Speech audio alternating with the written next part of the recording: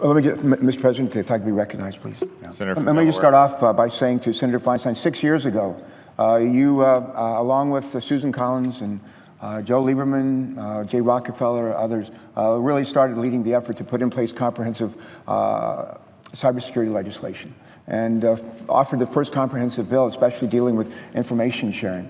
We had a vote in late 2012, came up short, and started all over again. And the last Congress, you've shown great leadership right from the start. And I just want to thank you, and I want to thank you. And I've been joined by Senator Burr on the floor, the manager of the chair of the committee. I want to thank you for cooperating with us and with others to make sure that we have not just a good bill, but a really good bill that addresses, I think, effectively one of the greatest challenges that we face today in this country of ours. I've heard Senator Feinstein say this time again, I'll just say it today. If companies don't want to share information with the federal government, they don't have to. It's an elective. In some cases, they can form their own groups. I think we call them ISOCs, but they can form their own groups and share information with one another. They don't have to share information on attacks with the federal government. They can share it with other peers if they wish to. But if they do share it with the federal government, with a couple of narrow exceptions, we ask that it be shared with the Department of Homeland Security. Why the Department of Homeland Security? Because the Department of Homeland Security is set up in large part to provide a privacy scrub.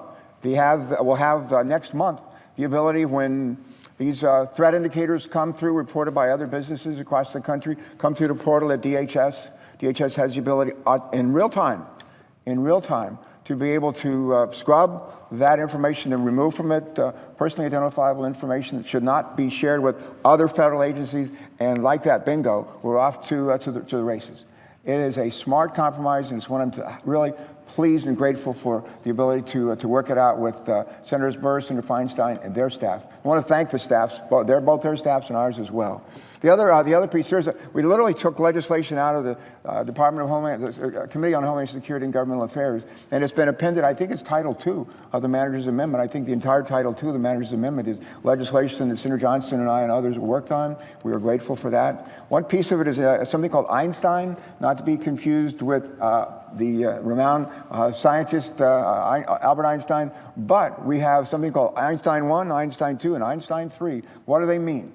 And what this legislation does is it means that we're going to use these tools, we're going to continue to update and modernize these tools to, number one, record intrusions, number two, be able to detect bad stuff coming through into the federal government, and number three, block it.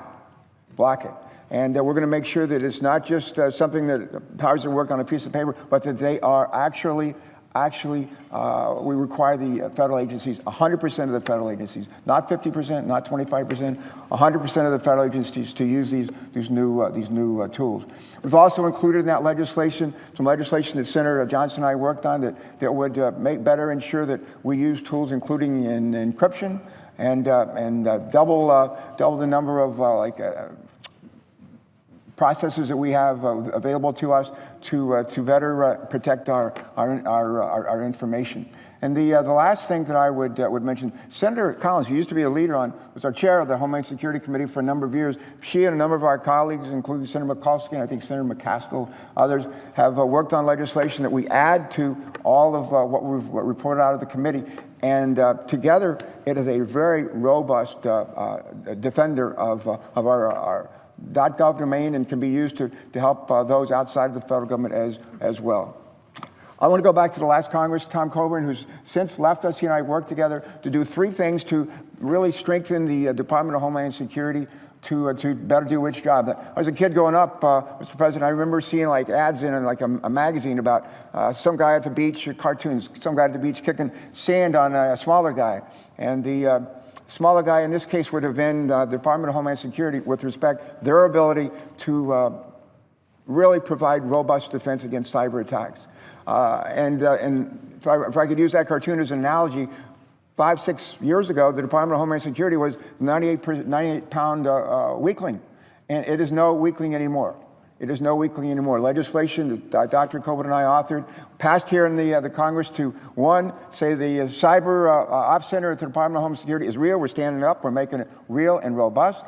Number two, the Federal Information Security Management Act that for years was just a paperwork exercise it was like a once in a year check to make sure that our cyber defenses were secure. We're transforming that into a 24/7 robust, round-the-clock operation by modifying legislation, improving legislation called FISMA.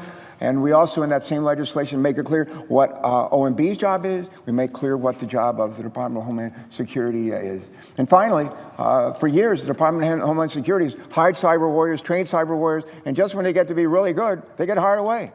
They get hired away because they can't retain them.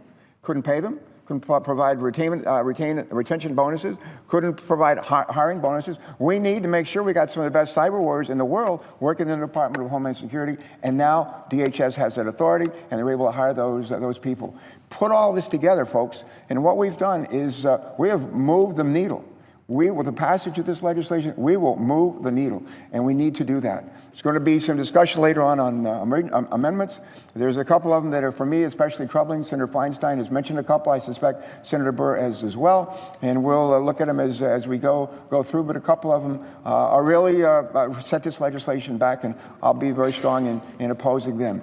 Having said that, we've heard the old saying, I'm tired of hearing it, tired of saying it, but don't let the perfect be the enemy of the good. This isn't just good legislation. This is really good legislation. And it's gotten better at every step of the way. And it's gotten better because of the willingness of our ranking member and our chairman of the Intel Committee to collaborate. And Mr. President, I'd say the 2 C's are working here. Communicate, compromise, and collaborate. And we should finish off these amendments today and pass this bill. Thanks so much.